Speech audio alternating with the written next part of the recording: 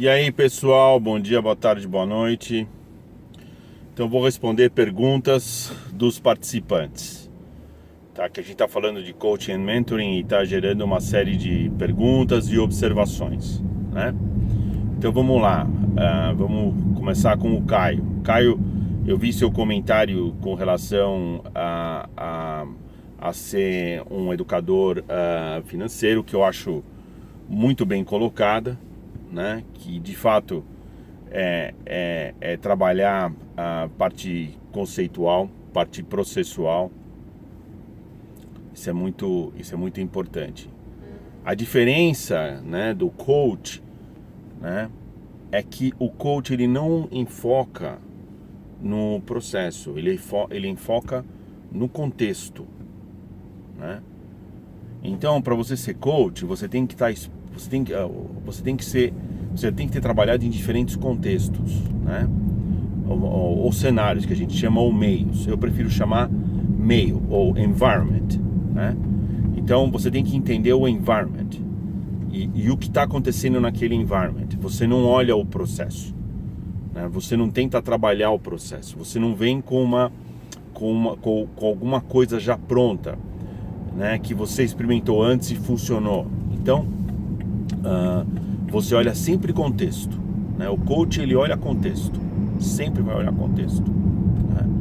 Eu não digo que não pode existir coaches com 31 anos de idade, não, sempre tem exceção para tudo, tem pessoas que têm essa habilidade, né? Mas eu posso te dizer que a grande maioria não tem, né? E com isso eu não estou questionando sua habilidade de maneira nenhuma. Você pode ser um excelente coach. Normalmente as pessoas têm que ser expostas a diferentes meios, né? A diferentes situações, né, na carreira delas, para elas poderem, não é nem usar o passado, né, mas para elas poderem aprender a como olhar um contexto de uma maneira rápida, porque geralmente quando eles pedem para você ajudar, a sua janela de oportunidade é pequena. Então você tem que saber fazer uma avaliação muito rápida do contexto e já trabalhar, né? Trabalhar a pessoa que está te pedindo coaching. Eu vou te dar um exemplo. Tem um grupo, né? Um cara me pediu coaching porque ele não estava conseguindo fazer a implementação de um processo, não é? E quando eu estava conversando com ele, ele falou: nossa, Paulo, nós temos que mapear tudo de novo, né? Esse mapeamento, esse processo precisa ser repensado e a gente tem que revisitar o processo, né? Você é especializado em fazer pull sessions, né? Então você podia fazer eles geralmente vão te fazendo pedidos, né? É sempre enfocado processo ou ferramenta, né? Você podia fazer isso, aquilo. Eu falei: olha, você tem que esperar o cara se acalmar, né? Porque está sob uma pressão terrível. Deixa eu dar uma olhada, né, no que está acontecendo. E o problema dele não era processo, o problema dele era fluxo, né? E devido ao contexto que eles estavam inseridos, né? Você tinha que fazer um ajuste no sistema de comunicação entre os envolvidos, para que eles pudessem identificar restrições, né? Se vocês não conhecem o que é uma restrição, leia o livro do Goldratt, Eliyahu Goldratt, Teoria da Restrição, ou Constraint Theory, Theory of Constraints, Theory of Constraints. É um livro bom, que vai te dar uma ideia sobre o que é constraint. Então o seu problema é restrição, então nós vamos trabalhar o contexto, né? Porque ele é muito complexo, as pessoas estão tendo percepções diferentes desse contexto, né? Elas não estão tendo uma visão sistêmica, e a gente vai combater isso com o que a gente chama de Gemba Walk. A gente vai andar o projeto. Nós vamos olhar, todo mundo junto. Ele me olhou assim: Paulo, é só isso? Eu olhei para ele e falei, se quiser que eu complique, eu posso complicar. E isso me lembra um médico, isso era muito notório, vou contar uma historinha para vocês, de um médico, um clínico geral, médico de família, de São Paulo, chamado Ismael Resnick. Ele já faleceu, né? Na época, quando ele era meu médico, eu tinha lá 16 anos, 17 anos, eu já tinha uns 70 e pouco, né? E eu já tinha também alguns problemas de ansiedade, uma série de coisas, enfim. E eu ia nele, ele olhava pra mim e falava, você não tem nada. Eu falava, mas como assim eu não tenho nada? Você não vai me dar um remédio? Ele olhava, você quer que eu te dê um remédio? Cara, você tem que me dar um remédio. Aí eu receitava tipo cibalena, aspirina. Mas isso, você tá pedindo pra eu te receitar um remédio, pô? Você não tem nada. Você quer que eu complique? Eu complico. Aquilo ficou na minha cabeça, cara. Aquele médico, ele era fenomenal. Fenomenal. Quando ele te indicava um remédio, ele pegava a amostra e ele lia a bula. Ele falava, todo bom médico lê a bula, porque você pode cometer erros. Então você lê a bula, sempre. Dá uma olhadinha, só por garantia, tá? Cara, fenomenal, cara. Bom, enfim, voltando pra... Eu falei pro cara, você quer que eu complique? Eu posso complicar, pô. Né? Mas a minha função não é facilitar. Você quer que eu complico? Vamos fazer Gimbal Walk? Não, mas o processo... Ok. Vamos pôr o processo e vamos fazer uma caminhada no processo. Aí a gente, para acalmar o cara, a gente fez, não mudaram nada. Mudaram 2% do processo. É óbvio que às vezes você só muda uma ação no processo e tudo muda, mas não é esse caso, né? São pequenos ajustes. Mas o problema é na comunicação. Então você resolve com o Gimbal Walk, né? Que é todo mundo vai caminhar, vai ver o processo, vai ver o projeto, vai andar junto, vai discutir. Então a gente faz Gimbal Walk todo dia, às 1h15 da tarde. A gente tem lá umas 20 pessoas fazendo a caminhada, entre proprietário, arquiteto, consultor de estrutura, tem os contratados com a gente, e a gente faz esse Gimbal Walk, a gente faz uma análise todas juntas. Meu amigo, o projeto do cara fez assim, ó, decolou. Aí outro dia o pessoal veio, falaram pra mim assim, não sei o que você fez, mas melhorou. E essa é a melhor resposta, porque não é a seu respeito. Você não tá lá para mostrar o quanto você é bom. Você tá lá para ajudar o time a obter sucesso. Quanto menos eles falam o meu nome, melhor é para mim.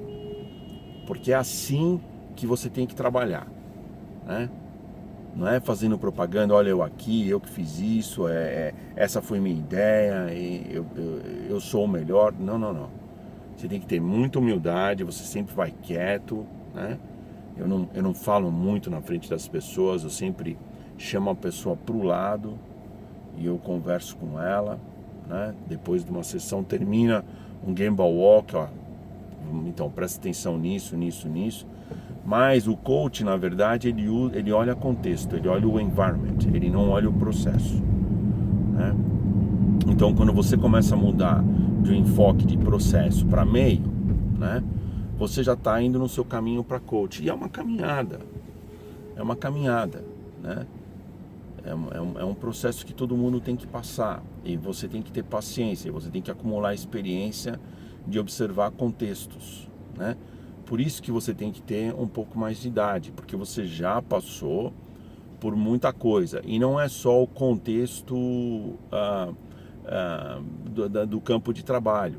Você também vai experienciar na sua vida que você mesmo tem situações pessoais que te afetam profissionalmente, né?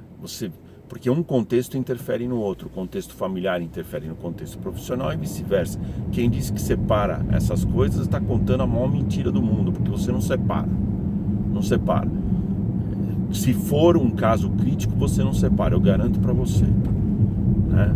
Agora, em casos mais fáceis, sim, você consegue chegar em casa e esquecer os problemas. Mas eu quero ver que você esqueceu o problema quando um cara está com uma faca no seu pescoço, tá falando, vou cortar sua garganta já, né? E você tem sua família dependendo financeiramente naquilo. Eu quero ver isso não afetar. Claro que afeta, né? Então, conforme você vai ficando mais velho, você também vai entendendo como esses contextos diferentes que você vive, né? O pessoal, mesmo o familiar, que existe uma diferença entre pessoal e familiar. O pessoal, familiar, o profissional, né? O contexto de ser pai, o contexto de ser filho, né? O contexto dos amigos, da sua network, né? Eles começam a interferir uns nos outros e eles começam a criar problemas perceptivos para você, né? Emocional e perceptivo. Então eles vão bloqueando. Então quanto mais velho você fica, mais você vai experienciar isso. Então quando você observa o contexto, você consegue entender o que está acontecendo, né? Então você tem uma capacidade maior de discutir com a pessoa os problemas. Por isso que eu falo que um coach tem que ter mais idade. Mas isso não quer dizer que uma pessoa nova não possa ser também, né? Também pode, né? É mais difícil, mas pode. Agora não quer dizer também que você não esteja no caminho. Todo mundo está no caminho de coaching, né? Quem trabalha com intensidade, quem trabalha enfocado, né? Quem trabalha com aquela visão de não, eu quero fazer o melhor, eu quero ser o melhor, certamente está no caminho do coaching, certamente, né? Não é dizer assim, quero ser o melhor de uma maneira arrogante, né? Eu acho que você sempre tem que querer o melhor para você. Tem que ser o melhor porque você pode ajudar os outros, né? Você pode ajudar mais, né? Então eu quero ser o melhor, né? Não é pra todo mundo ficar me idolatrando. Não. É porque eu quero causar um impacto positivo aonde eu entro, né? Eu quero ajudar, eu quero contribuir. Então eu quero ser o melhor. Sou melhor naquilo que eu faço, porque assim eu posso ajudar mais, né? Não porque você tem um problema de narciso, né? Quer que todo mundo fique olhando você. Não é isso. Entendeu? Mas sua colocação foi muito boa. Eu acho que você se posicionando como um educador e saiu do título de coaching já é o primeiro caminho para o coach, é entender o contexto que você está. Eu acho isso fenomenal, muito bem colocado, né? Você está de parabéns. Você sabe que eu sempre respeito seus comentários. Você é um rapaz que, pelo que você comenta, você tem um grande futuro pela frente, né? Então te desejo muita sorte, ok? Uma outra coisa